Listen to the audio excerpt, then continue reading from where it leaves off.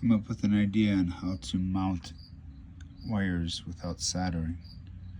So basically, take one of these guys, if I can get it out,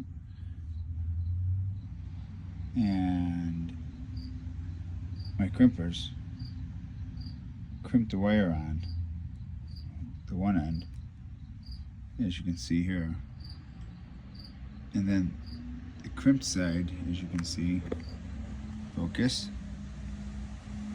the crimped side will go right into the pins, and you can plug them in, and they're pretty snug. They don't, I mean, they'll come off, but they're not gonna fall off.